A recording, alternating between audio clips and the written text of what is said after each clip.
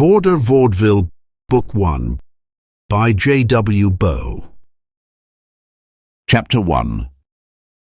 A rain timely and unwanted had been increasing with layers and humidity since Clyde and Rubus had left the river's edge and mounted prepared horses for a climb alongside tall woodlands on the road to the township of Feldbach.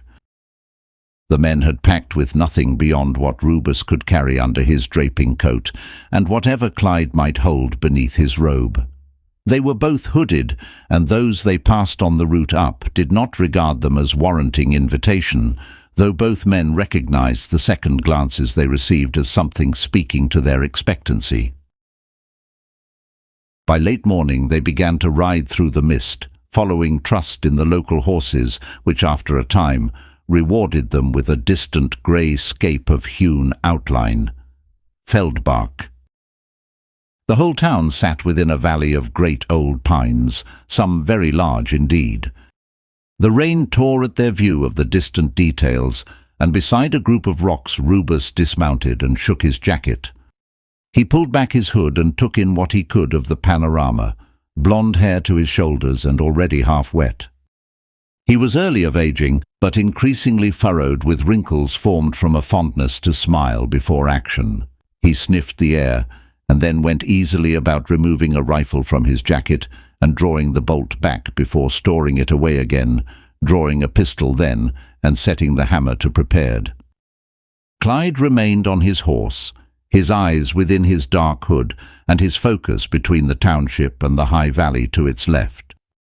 The trees there were talking, he sensed, and although he could not make clear the details, he was certain that they were exclaiming. Something was vandalizing that particular corner of the forest, he knew, and felt the pressure of the late spring air about them. His horse shook its heavy head, and Clyde pointed to the direction that the panicked trees sat amongst. "That way," he said, and Rubus walked a few paces to his side, staring to make out what he could of the distant pines.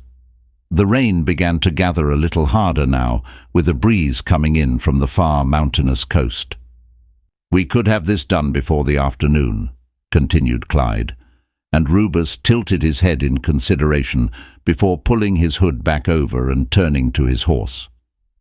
"We're expected in Feldbach," he said, and made quick mounting. "It would hardly fall off course to have it done first."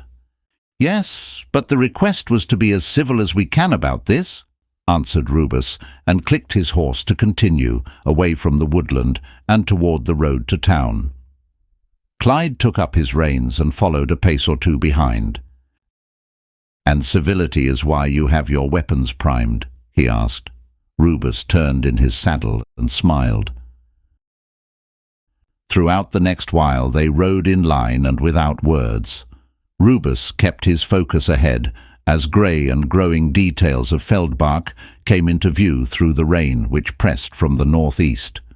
Clyde mumbled in patterns of low voice, but not to himself. Upon the base of his horse's neck, between the seen and unseen realms, was a small and forlorn demon which had long been imprisoned to Clyde. He held the creature for use and admonishment. Over time it had grown features and could no longer count amongst the unseen alone. It had become more than a ghost, but still less than a thing. Rubus had never spied the critter, but understood enough of when it was talking to his companion to leave them be. Before them grew the towers around the perimeter of Feldbach. They reached little higher than toadstools beside the mountains, but were impressive by local standard, and beneath those towers was a stone frontage with a tall and open gate at the very centre fascia, and distant fields cut into the gentle bowl along either side of the approaching men. From within a half-dash of distance from the gate, the men saw the comings and goings of a busy place. Trade was ongoing under the rain, and from the first glances through the gate-hole in the stone, Clyde and Rubus could see shop fronts wrought in the bright colours of peacetime. The rain and grey dampened the contrasts, but there was a clear affluence to the soul of this place. Rubus hoped for the sake of peace that it held no vendettas, and as they were about to be gathered into the throng of activities outside the gate, A man of good dress and youngish age made pace towards them and signalled with a high hand. Rubus took his right hand inside his jacket until it gripped at his pistol, and Clyde ceased to mumble and looked straight into the man approaching. "Good noon," the man said in high voice. Rubus relaxed at his grip and Clyde at the impression from his eyes. People increasingly noticed their arrival, and a crowd began to gather as the man hurried them through with encouraging words that although they were a day early, preparations had been made and council would be called for the afternoon. They went under the gate and followed him to the cover of the closest stable. They had not reached it before the rain became deeper and settled over the mountains as if brooding. Rubus went for the cover of the stable while Clyde drew his reins in and sat in a wet brooding of his own.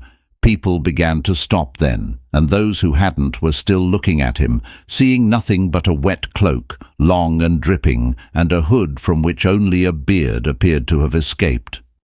2 large dogs approached from the stable and went about sniffing what they could before Clyde dismounted and held his hands out. The dogs rested their heads on them, and Clyde found himself with ever more eyes upon him. "Clyde!" called Rubus with a wave for him to come under cover. The dogs returned to attention, and Clyde's horse took the signal to follow, followed by the dogs, with Clyde making steps behind the company. "Making good first impressions, then," Rubus remarked as he took Clyde's horse and looked back over the crowd. The dogs held close to Clyde, who lifted his hood and shook at his loose, long hair of black and silver. His face was wet and worn, and in the semi-dark of the stables, his features appeared to be made of half-shadows. A stable boy made fast to take the reins from Rubus, and a few paces over, the man sent to collect them was doing his best to calm the fears of the stable owner, who was charged with keeping the stranger's horses. This done under haste to the best of his ability, the man returned to Rubus and Clyde and brought his hands together with a clap. "Now then," he said, and looked to Rubus, whom he considered the easier of the pair to approach. "I'm Dunstan. I serve the mayor and have been placed at your word." "It is good to see you, Dunstan," replied Rubus. "I am Rubus Rhume." "Of the family Rhume," interrupted Dunstan. Rubus looked at him fast with his hands remaining still. "Yes, as it happens," he said after a pause. "Do we have a problem already?" Dunstan shook his head decisively. "No, we do not, Master Rhume, but please excuse the shock." "Entirely understandable, dear boy. Now, as I say, I am Rubus Rhume, and this is brother Clyde Barrbough. You requested him." Dunstan took a large breath then, and scanned the bustle of the stable-yard and the gathering of the crowd while he prepared himself.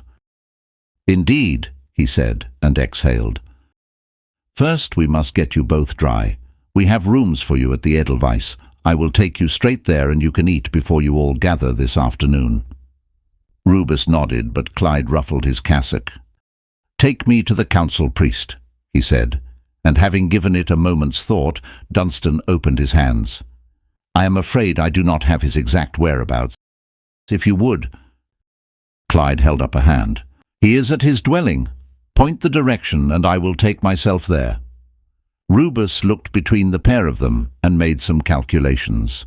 On the one hand, they had been formally requested, and as such were to consider the local customs and dignities, yet on the other were the mechanisms of how his companion operated and the importance of that. Dunstan seemed a little unsure of the course ahead. "Point," Rubus said, and leaned in a little on Dunstan. "Point to where he needs, and I will let you take me to the hotel." Dunstan nodded. "Very well, masters." Chapter 2. There was an unease to the spirit of Feldbach that afternoon. Clyde was leading a group of curious folk down the thoroughfare before turning right to close in on the direction that he had been pointed, away from the immediate town and towards a small holding framed with spring flowers, drooping their displays in wet and puddled greys. As it became clear to the curious that the stranger was heading for the council priest, the group began to disperse, and by the time Clyde was walking the muddy tracks to his home, they had gone back to their gossip. Clyde approached the front gate as the council priest opened the door. He was older than Clyde, also in black and beard. There was a certain timbre of their coming together. However one might choose to word it, the tension came because it was true, or perceived to be, that one of these men had failed, and as followed, another had been drafted. Indignity belied their meeting, though mixed with the priest's feelings was relief. "Brother," he said, and came into the rain to take Clyde's hand. "I had been expecting you to arrive early. Come on in. We'll rifle out a fresh cassock for you." Clyde smiled and pulled back his hood before they went into the house together, through a whitewashed entrance and into a Spartan living space with closed windows and candles in all corners. There was a center wooden table with manuscripts, some appearing to be stacked and some strewn, and a fire unlit against the back wall. Clyde considered it a good space and thought well of the priest then. Elena, the house servant, and a lady of maturing years, came into the room with a tray holding 2 cups. The priest took the tray and placed it on the table before quiet instruction that Elena should find a clean cassock. She looked over Clyde, nodded, and made light steps across the room and out the door, returning quickly with the item as though she had barely left. "There is a spare room over there," the priest said, and pointed to a far door as Elena left through the other. Clyde looked at the door, considered passing on the offer, but saw the trail of water that he had brought with him, and considered again.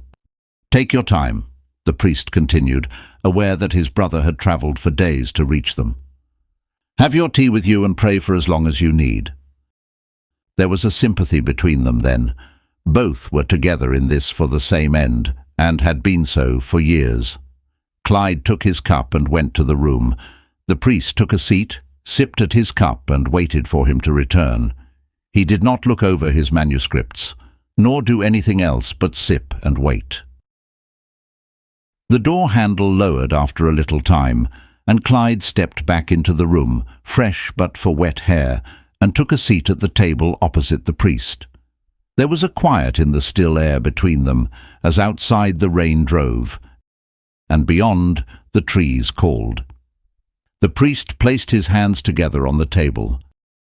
"I am sorry to have failed," he said, and Clyde watched him stare into the grain of the table. "I am sure you haven't," Clyde told him in a low voice, and the priest brought his gaze up as if to judge his expression, but caught only the sight of Clyde watching his demon, which was close to the table and bored, not that the council priest could see. He sat back in his chair and holding a moment to frame how to begin. Then their eyes met. "I wouldn't want you to think that we are not taking our defense seriously," the priest said. "Then you do not miss any of the hours?" Clyde asked in return, and the priest shook his head. "No, we hold fast to them." "Well, even so, there are still some conniving demons left out in the wilds, Father. I have been detailed about our man Christopher, and whatever of these has taken him, but I want to know if there was anything else. Anything that a priest alone might note?" Time took a somber turn then, and the priest considered his options. He began to rub his palms before a sudden stop. "Nothing that I didn't report to the Ark Bishop," he said. "Very well," accepted Clyde, and the priest looked at the floor. It was little more than a glance, but it found the attention of the demon he could not see. Clyde clicked his fingers, and the creature returned to his feet and drew the priest's attention. "You are welcome to ask anything else," the priest said, and Clyde's features spoke that he was comfortable, but declined the offer. "I have read the details, and am happy to allow Rubus to go through the civil duties when we convene with the mayor." The priest was caught in sudden, almost laughter at that moment, rich with an irony at the fate of things to come this township's way. "I have reason to believe you have brought a room to Feldbach," he said, and a brush of levity came with it, brisk and moving like a sudden breeze through an open door, and not without charm to either men. Clyde smiled and gently toyed with his beard until the moment cleared, and it was considered polite to respond. "I have brought the sun, no less," he said, and the mass of that statement was recognized. "Probably some people would still like to kill him," the priest said, and the men caught each other's eyes with the demon peering at them both. "Then probably they would be dead by him before they get the chance, Father." The priest's eyes didn't doubt that, and a quiet took them as they considered further the meeting ahead, and then the night that would surely have to follow. The council hall was large and of parochial Feldbach filigree. The town had remained prosperous on its own terms, despite its lonely position, close only to the mountains of Vaudeville's northeast. They remained outside the wider circles of Vaudeville's trade, but for the single river southwest of them which Clyde and Rubus had taken. Feldbach was an unknown to the rest of the island, and their participation in siding with the merchants during the Civil War a generation ago was still considered peculiar.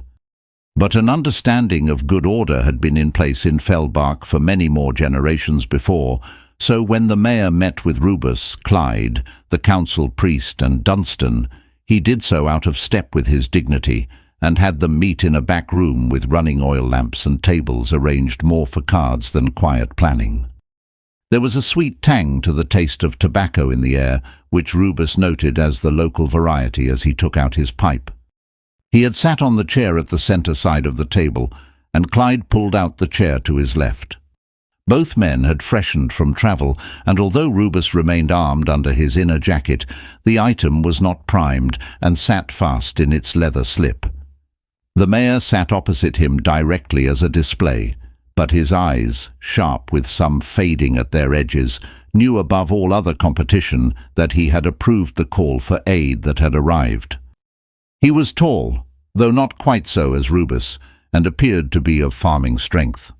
Rubus already liked him, but waited for him to address them first, and lit his pipe amongst the flicking lamps.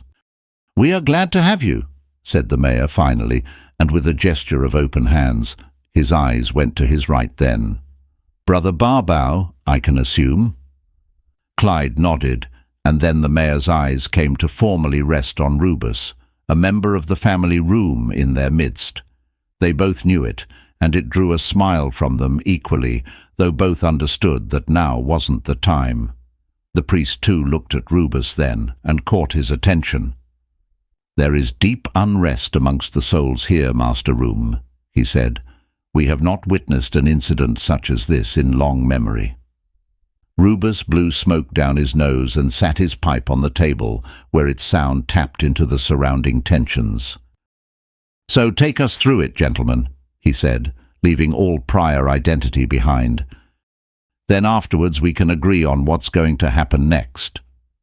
The mayor called Dunstan, and he approached with a file of notations and placed it on the table before the mayor. "Let's have some refreshments brought through," he said, and Dunstan left the room as the mayor unfolded the file in the sombre light. Clyde, with the demon on his lap, watched him and his attention to detail. A charcoal drawing of the man in question was taken from the papers, and the mayor placed it at the centre of the table. "I assume you have seen this, gentleman, but for our record, this is Christopher Bron." Rubus and Clyde barely glanced over the drawing of the early middle-aged man, as Dunstan returned with a tray of hot apple and cinnamon drinks. "We have seen a copy of this," Rubus said, before taking a cup first for Clyde and then another for himself, which he sat at the table before taking up his pipe. The mayor followed suit. "And regardless," he continued, "it is unlikely to be exactly how he appears now. If the demon is, as you say, then perhaps goodness knows." The mayor stared at them and then blew smoke. "He was a liked man, you see," he told them. "A good soul and a good chemist. A terrible thing with the passing of his wife and the newborn. He was prominent about here, and the town felt deeply for him, that I will say. But then it began to happen, and now here we are."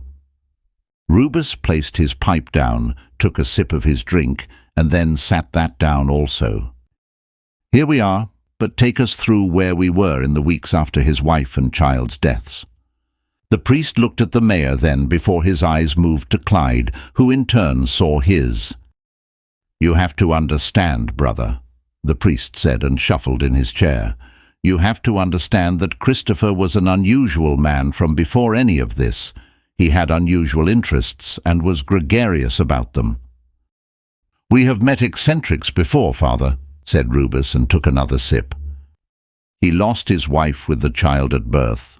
Clyde asked, and both the priest and the mayor nodded. "So he is feral then?" "Yes," said the mayor. "Perhaps more so now than when we first made request for you."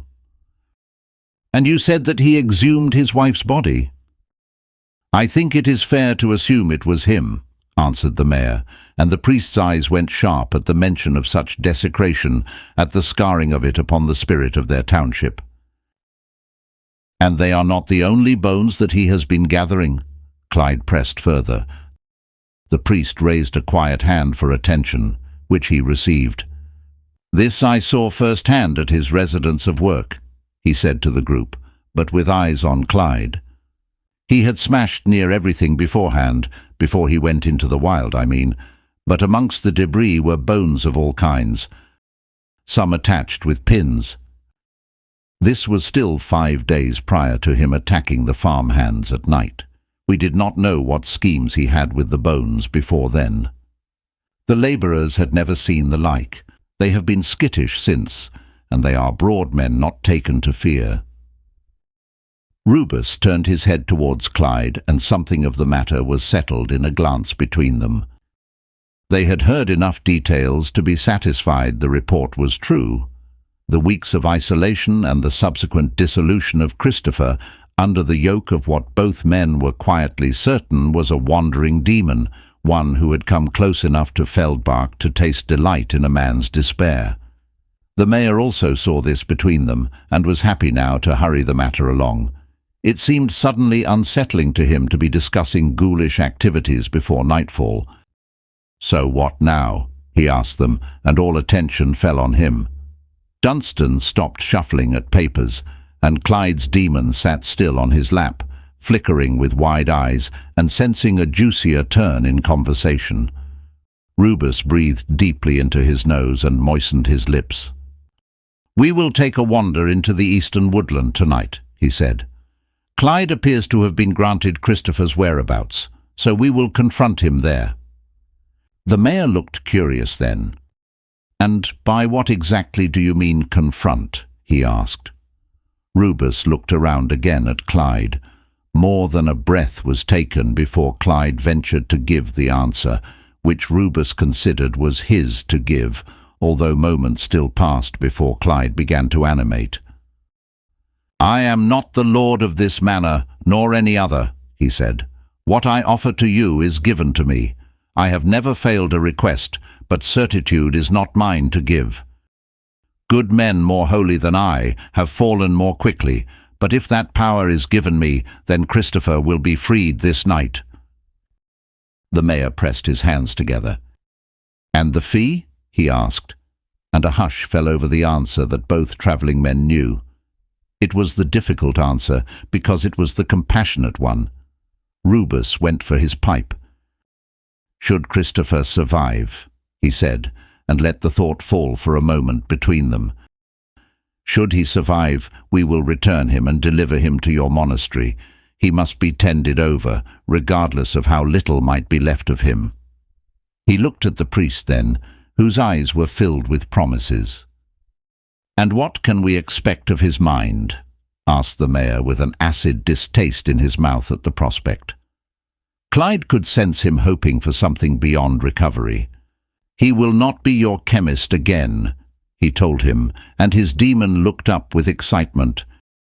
"Beyond that, what state his mind should he return? We will agree to leave him in the hands of your abbot for some foreseeable years. That is the fee. Please understand, we have come to free him." Rubus added, "Then there is the payment of our travels. We will require funding for our next route." The mayor smiled at this and was happy to do so. He looked at the younger son of Vaudeville's most prosperous family, an old enemy now across from him and asking for money, and if it failed to trigger an understanding between them, it itched at old battlegrounds with an irony warm and sincere. "I'm sure we can cover a room's account," he said, and held a hand up that it was for jest's sake. Rubus returned the hand. "It's fine," he said. "I killed far more of your side than any one man of yours did of ours, for the record." "That's probably true," agreed the mayor. "It was shameful on both sides, and repentance is long, as I am sure you understand. This is why I am here asking you for money. And the town will give it, Master Rhume, with blessings. Please save Christopher." The demon smiled. Rubus and Clyde finished their time with the mayor promptly thereafter, and left with the priest to join the keeping of the hour's prayer in the closest church, where their appearance was marked but not intruded upon. At the passing of the hours, Rubus looked to Clyde to confirm that the time was now. Clyde nodded and turned to leave from under an archway, and as they found the main entrance, the rain lifted. By the time they descended the steps, the priest bustled from behind to meet them.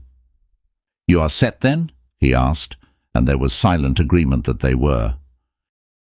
"Be ready for our return during the night," Rubus said, and Clyde signalled with a quiet hand that it was time to leave. Then they did so, towards the eastern high valley. It swelled ahead of them, and a collection of the town watched them cross a small bridge and head in the direction of the passing clouds, a pierced evening sky set to their wake. Chapter 3. Trees murmur. It is their natural way. But when aggrieved, they tense from root and shout from bark. Clyde could hear them, and some of the pines at the outer edge of the forest were sensing his approach. With it, they became quiet and watched the man and his stranger as they came from distance and towards them with intent. Rising fields were to their left, banking into an uneven shabbiness as they bordered the forest. A rough and unused clearing through the pines appeared to be the route from what Rubus could gauge of Clyde's approach. Some paces ahead, Clyde stopped and turned his head to the right. Keeping near to the forest was a lone woman making pace toward them. She wore a long coat, which, by the way it fell, noted her as armed with a rifle by both men.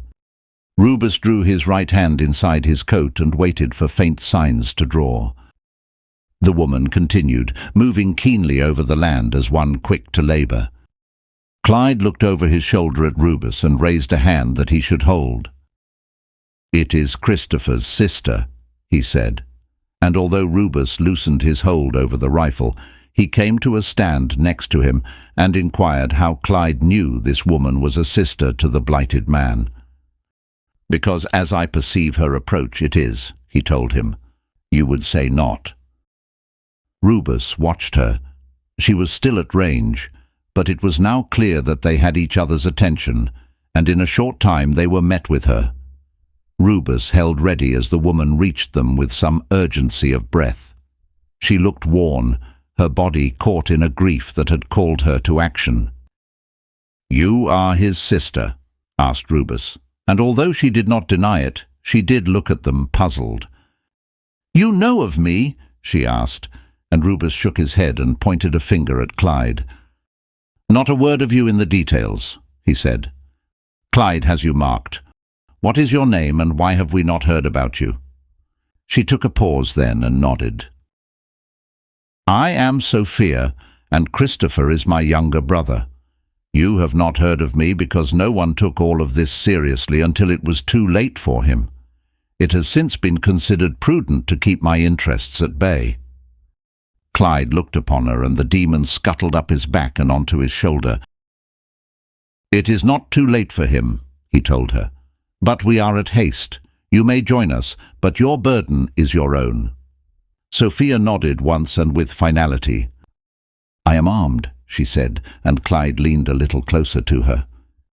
"Yes, you are, but not like my brother Rubus here is. Be very careful."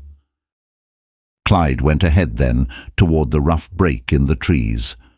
Rubus's face was grave, but he understood and offered a hand that they both should follow. Sophia tracked onwards, and Rubus turned to look over the town. He made fast but fine checks for followers, and having spied none, opened his hands in front of him. "May you be with us, Elohim, and grant us," he said, and gently closed his hands before he was gone from the spot. All three of them quickly gathered away from view into a rough route around tall pines. It became quiet, and the ground foliage ever more dotted and breathy for light. They went ahead in single file, and after a while Sophia turned back to Rubus. "There is a track some distance to our left," she said, and pointed. "It is quicker going." Rubus looked in the direction that she drew attention to. He pointed to Clyde then, and looked at her. "He is going that way," he told her. "He is at work now, you see. So we will go his way." Clyde had begun mumbling in the old dialect of Vaudeville. The language from before the island had been grafted the name it held today. The language that was considered slanderous in places now of pleasant prosperity, and marked as not to be aired lightly in monastic caverns. Clyde aired it under grace, however, from somewhere unknown to his body, by some door of great hinge, deep and slow with muttering. The pines felt it as the sounds of old masters, and it eased them, lifting their spirits and ushering them slowly to the left, which they tracked, while each to their branch, the trees kept watch over any parties which might yet try to follow and take advantage. But the group continued slowly beneath the pines without scent of incident, turning on small windings until Clyde turned to a sharper left and lowered his head to clear a low branch and follow his new direction. "Now to the track," Rubus said, and Sophia continued without question. There was still light in the day for them to reach it, she thought, and even thereafter enough for them to reach the clearing at the southern edge of the plain, a shelf beneath the sheer mountain above. That had been where she had herself encountered Christopher 6 nights before, in a desperate search for him, and from which discovery she had survived. She had seen him close, and as such had been close too with the 2 creatures which came in terror with him. She would carry her burden or die with him tonight, she knew, and was suddenly secretive about the truth of that, with the brooding monk close by. He was still speaking in a strange tongue, with a tone which she considered off as she caught moments in his voice, if that sound was his voice. The pines felt close to her then, and she wanted to reach the track, as if the forest floor were caught in spores. Rubus felt that time was closing around, that this corner of the world was preparing for wait. It would not be his own, he thought, and so went onwards in good step and keen awareness for his brother. There would be duties to attend to at some sudden point, and he never liked to miss a signal or be asked twice. The track appeared through broken trees ahead, and Clyde took it, continuing a long cleared path in dogged dialect, back and forth now with scattered trees, their words carried branch to branch, as to be an ongoing stretch of speech to Clyde, one that arrived ahead of him and continued behind. At its centre, Clyde could discern a raucous panic that unliving things were on the loose ahead of him, and amongst those were astonished calls that this monk himself carried a demon. Understanding them, the demon took enjoyment in those calls as much as Clyde did. He was on his master's left shoulder and becoming excited to gaze upon those much murmured unliving. The track rose and wound over a steadily graded hectare to the right, before the pines began to break from uniformity and long settled rocks started to fill their place. Outpourings of grasses appeared along with the swaying last light of day, illuminating across the opening plain and dancing over rockfall and red pine. Ahead was the opening to the plain itself, the last great space against the far peak of the mountain, its face sheared in bright stone and pale twilight. "Where the plain evens out is a good place to begin," said Clyde, a little distance ahead and really only half spoken to his company. Rubus picked up the tone and made sudden strides to meet him. Sophia reached within herself for her brother then, placing trust in what was before her, while the two men shared quiet words, into which she did not pry but prepare. Her heart had been under despair for a season, and she had long called into the heavens for some order of justice. But as she watched Rubus and Clyde communicate, she was gladdened. They made pace as though on the attack. She dared to believe it might be so, and knew she must in order to get through the night before her. Chapter 4. Rubus and Clyde stood in waiting and kept a sharp focus out across the plain, into the distance and the later light of late spring, examining the terrain as both did according to their abilities, and ready to move on Clyde's mark. It came after a long pause and was little more than a nod in Rubus's general direction, but they had been on general terms for years, and Rubus began to take 3 items from deep within an inner pocket of his tall jacket: a beeswax candle, a small circle of polished slate, and a hedgehog, living but slumbered. As Rubus held these things, Clyde turned from the wisping grasses of the plain and looked at him before approaching and beckoning the pair to sit opposite each other upon the grass. Sophia joined them, but at a slight distance, only for Clyde to usher her close, while Rubus pressed a patch of grass down and placed the slate upon it. Sophia saw then that as Rubus placed the candle onto the slate, the wax melted at its base, securing the candle of its own accord. Her next breath came deeply, compelling her further into a night ready and restless. She saw Rubus take a blade from another piece of his jacket and hand it to Clyde, the hedgehog in his other grasp. Clyde took the knife, and Rubus placed the animal onto the slate, before a fraction later Clyde had opened the creature from the throat down, a single incision that had ended before its effect could be felt. The life of the hedgehog spilled over the slate, and Sophia saw the candle flush with sudden flame, Clyde following in old tongue, hands open, the bloodied knife in his right. It came upon Sophia then that all surrounding light was being called into the flame, quietly at first, as if not for attention, but then on and deeper as the tones of Clyde's words became calls magnified about the mountainside.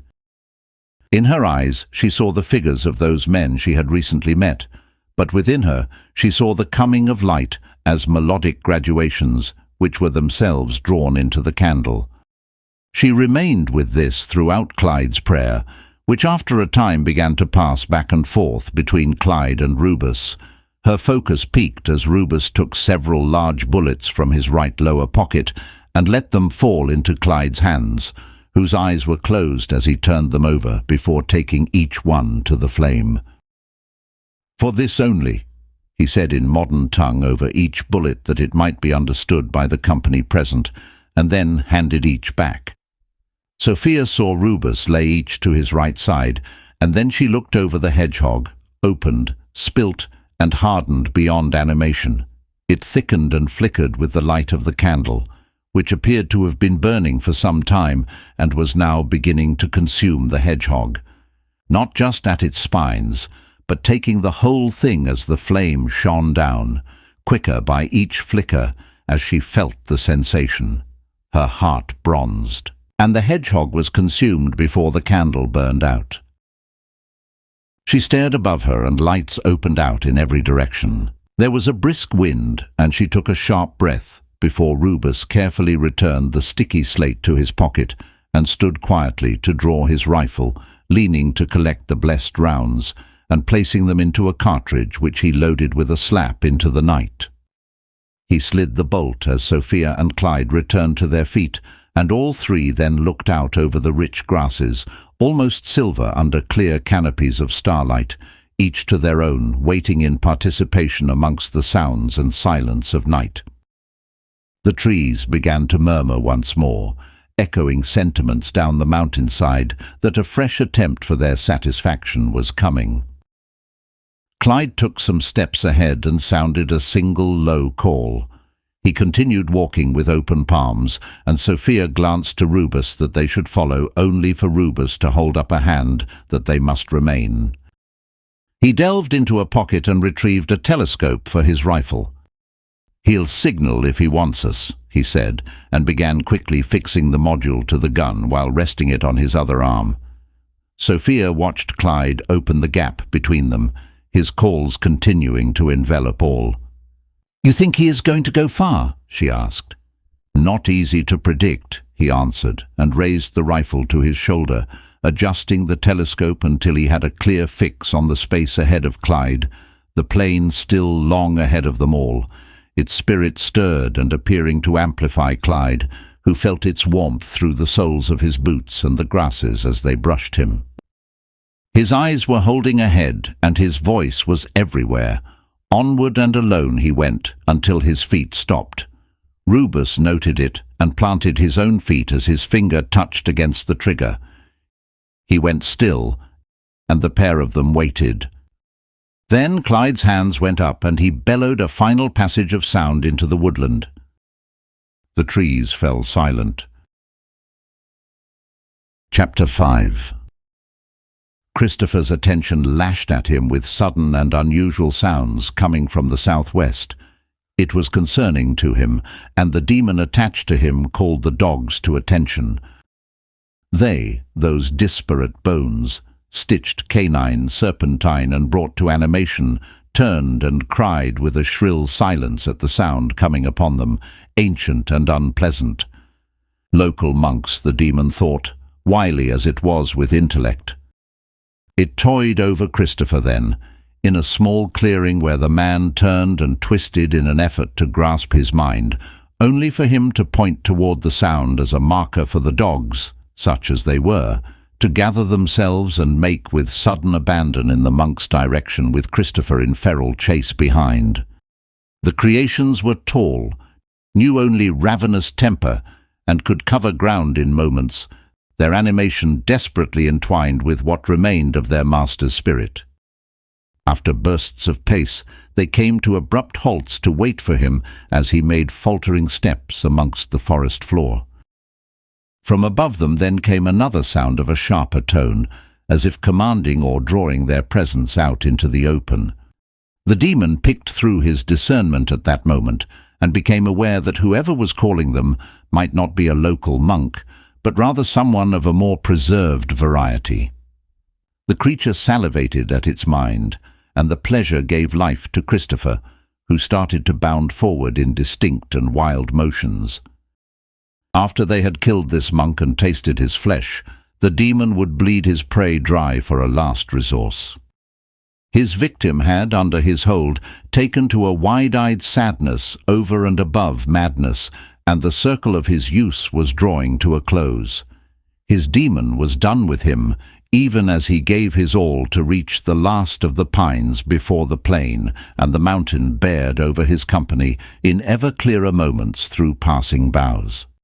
One of the dogs, that which had in operation pieces of his wife and child, stopped then and appeared to call to Christopher, desperate with sadness of its own, and only to be ignored as the other dog, the larger second creation, turned ahead to the opening of the plain. Christopher charged over a final rise with his dogs then, and Sophia saw her brother appear as a blot in the distance. Her heart recoiled, and she was startled into fast reaction from Rubus, who held up a hand and quickly returned to sight and trigger, his distinct targets in the clearing ahead, and his brother between them. He thought to reposition himself, but then it all began to happen, and there was no thinking left to do. Christopher made it into the open, and his demon came within sight of the man who had called them, a monk after all, only to experience an unexpected doubt. He saw the monk under high starlight, half feral, and with a demon as an apparent pet. He took a moment to perceive the man and why he should be praying old tongue in attack, but then rage took him, and the larger of the dogs set off across the plain and straight for the monk. There were various sounds then. The first was the passing rush of a bullet that Clyde heard along his right side, followed by the simultaneous sounds of a large rifle firing behind him and the impact of the bullet ahead. It went through what amounted to the shoulder of the larger dog as Christopher began his startled run towards the monk, his mind filled with Clyde's flesh and the tearing of him from it. But then at the impact of the bullet, his creation collapsed into a fissure upon the grass, and his master stumbled and fell with it. Clyde saw it then, the bond between the creation and its creator, and as 2 further rounds sounded, the lead dog went down torn. Christopher fell, and Clyde turned with a raised hand to Rubus, who had taken aim at the second dog, only to hold as he caught sight of Clyde, munitions still ringing about the night. Sophia took her rifle in hand but held herself. For reasons each to them all, they all did. Rubus by the high hand of Clyde, Sophia out of some peace which she could not understand in the moment, and Clyde because he saw what Christopher's demon saw, that the life which was in those bones was attached to the man himself, and the monk did not want to lose him in the process of handling the other. The demon delighted at this, and its salacious effect upon the encounter. Christopher was down to his knees, and tears clung to the mud on his face. He felt that he must be losing his sight, frayed as his edges were becoming, but then a common influence of hatred took his heart, and he stared out at the distant monk, airing a sudden fast tongue in ancient foul words. Clyde returned with an ancient volley of his own, and beckoned his rivals with his hand. There was a pause then, an exclamation of intent, and thereafter the man and his remaining dog ran with each other towards the monk and his demon. Rubus took a steady breath and watched it from his telescope, while Sophia looked long ahead, her life and her brother's hanging over each moment. The remaining dog was heavy with parts, and as it gathered pace and began to leave Christopher behind, it accelerated towards Thunderous, its face strange and of many pieces, mouth agape and intending to devour. Clyde opened his hands for the homecoming and made praise as the only one present not aggrieved. Rubus held steady over the moving bones and wanted greatly to squeeze the trigger. He could feel the weight of his will, that of a marksman ready to end the situation at the crosshair. But a will other than his own was at work, and Rubus knew to leave it unchecked and pray for his brother through the telescope. The creature closed upon Clyde with grasses and soil flying in wake, a wretchedness across the plain, as a chorus sounded from amongst the trees that satisfaction was coming to one party or the other. Clyde had seen many things throughout his life that would be called enemy, but he knew them to not be as they appeared, and so was not taken to treating them as such, instead measuring himself, he felt, depending on circumstance. In this case, the first approaching of his enemies were the bodily remains of things that had been born and that had been loved.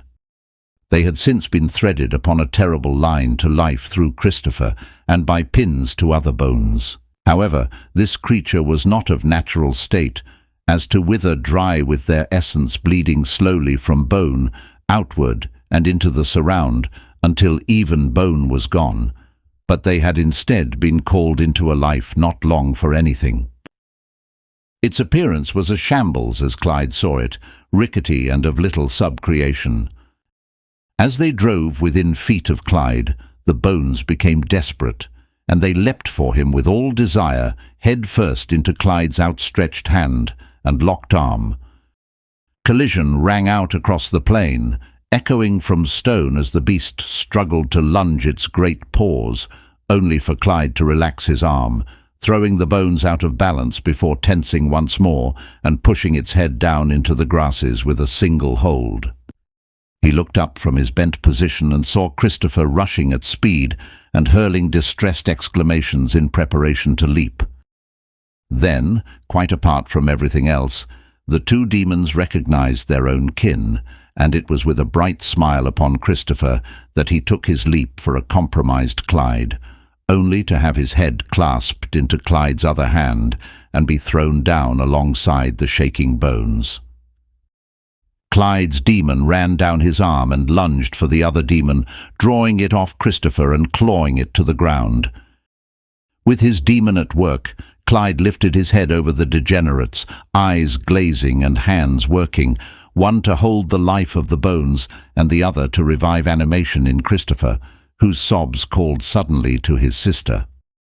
Sensing them, Sophia chased to him for fear that Clyde would press her brother into the earth and kill him. Halfway to closing him down, she saw the foul dog go entirely quiet and collapse. Clyde took away his hand and knelt beside Christopher. As he did this, he saw his demon hold restrain over the other, and he turned to see Sophia as she made final strides. "We almost have him now," he said, lowering his head over Christopher's and beginning a hymnal. Sophia stopped herself, and her heart could not help but pause for a moment between her brother, the monk, and the ruined excavation of bones that lay fallen to their side. Clyde continued to sing and nodded to her that she should sit, which she did without hesitation. Her brother was still face down with Clyde's hands over him, and he sounded in low wails and sobs. Sophia began to join in the hymnal, and Clyde smiled, taking his hands away and inviting her to place hers over her brother. "Continue to sing," he said, and she was well with the thought of it as she took his place. Clyde stood then, looking at the demon entangled with his own. His face fell precise with the other formality which must be attended.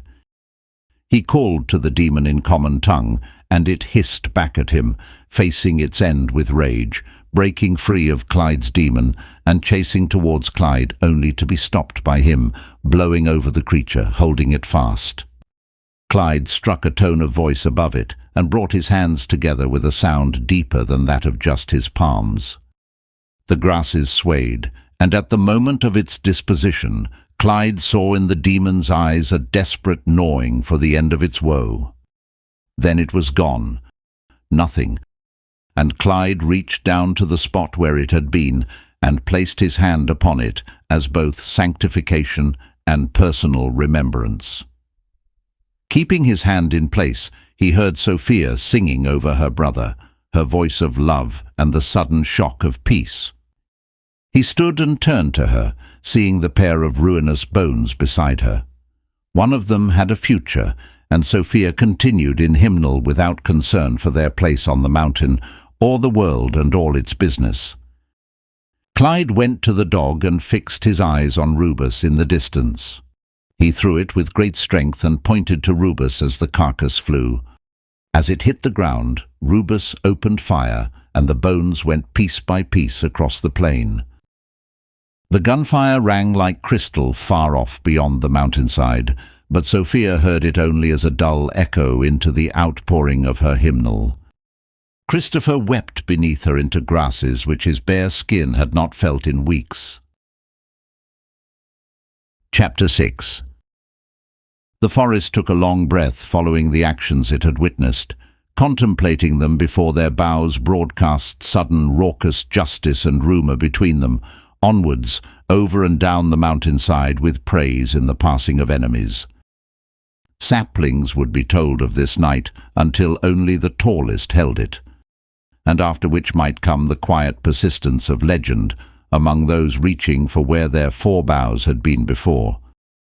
A significant night in the keeping of these things, and it remained still ongoing for the 4 lives left among the plain, still alight by star and the soulful fire of their participation. Rubus had taken his time in joining the group, his rifle loose but lively. Sophia remained over her brother, but Clyde was now prostrate and rubbing soil between his hands. Rubus left them each to their all and stood by, close in prayer and loaded with sharp ears, his blood running whilst all around him was decompression, filth and thanks. He had never been to this part of vaudeville before, and now he considered his duties here to be nearing complete. He could not deny that he enjoyed the plain and the spectacle of the sheer mountain peak rearing over him, the rising moon casting a cool over the night. Until Clyde rose and Rubus could gauge the monk's face, he ran quick on reaction. Reactions had kept him alive through the civil conflict. They were his deepest thanks, and the last thing which he was willing to submit for a moment's rejoice. His eyes cast over Christopher with a familiarity in seeing those folks who had been between the seen and the unseen, the sudden sad tones of those people as they crept back into the world. There was an audible exhalation then, as Clyde made peace with returning also. He had long known unseen places, and walked them with familiarity greater than he did among the world that he had been born into. He turned and looked up from the ground to Rubus and pressed his hands into the soil, pushing himself up. They looked over Sophia and Christopher for some time then, and Rubus waited for instruction, only for Clyde to become distracted with his demon. He had held out his dirty hand, and the demon took it in its flickering claw. Some quiet words were spoken, and the demon chased up his arm and sat on his left shoulder. "What do we think?" asked Rubus, and after a silence Clyde went to Sophia and placed a hand upon her back. She had walled herself inside her hymnal and took sudden breaths as she felt the hand, but she did not turn to face him until he reassured her with a sombre smile that leapt from behind his beard. "You have done very well, Sophia.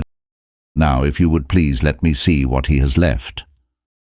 Sophia wiped at her eyes and went to stand, as Clyde gently turned Christopher onto his back, the man exhaling in long and distant sounds, which might have been mistaken for a life-ending. His wet eyes were open, as was his mouth, which Clyde delicately closed before holding his right hand over his face until further life magnified in the man, and he took his hand away. Christopher drew a long breath and stared naked of heart into the night and across a display of stars. He groaned a little before his head turned to see his sister, the monk, and the other man. Clyde came low to his side. "Christopher, dear boy, hear me. We are taking you to safety. We were sent to find you, and find you we have. You are alive by a slender chance, and I would celebrate with you if you had the strength. We will take you the rest of the way, Christopher." Christopher pointed then, vague about his finger, but clear to a rough point on Clyde's shoulder where his demon balanced itself. Clyde smiled and took his hand. "He is safe too," he said, "and you will be safe together on the way, I promise you." He let go his hand then, and as he did so, Sophia stepped around her brother and came to his other side. Clyde met her eyes. "We will help him walk," he said, and she looked over him before her eyes returned to his. "I will carry my burden," she said. He nodded while his eyes considered it. "At least permit me to try and help a man to his feet." She smiled, and Rubus reached down before Clyde to lift Christopher in a tangle which ended in him standing loosely with Sophia at his shoulder. There was in him an immediate sense that he would fall, but his legs held, and although he remained strained, he was upright and took long breaths up into his nostrils as a breeze began to move through from the eastern side. Clyde turned back and looked up to the peak of the mountain, with further ranges beyond. Rubus came to his side and handed him the unused blessed bullets, which Clyde took and let fall into his pocket. "What do we think?" Rubus asked, and Clyde took a long breath. "It appears that we have left this corner of Vaudeville to neglect for some time, Rubus. That is what we think." "Civil war, Clyde." "Yes, but while we are in this corner, it is prudent to the spirit that we continue. That demon was pernicious, even for their kind, and suspicion says that there will be others milling about in those high places. We will go and see. When Christopher is with the abbot, and we have settled things with him, go send word of our movements to the Ark Bishop. Tell him of tonight and inform him of our subsequent passage to the mountains. We will expect to be no more than a month or two." He smiled then. "The Feast of the Three Doors is in 2 days. We ought to pack a preparation for that one at least. Then we'll see how we do from there." To be continued.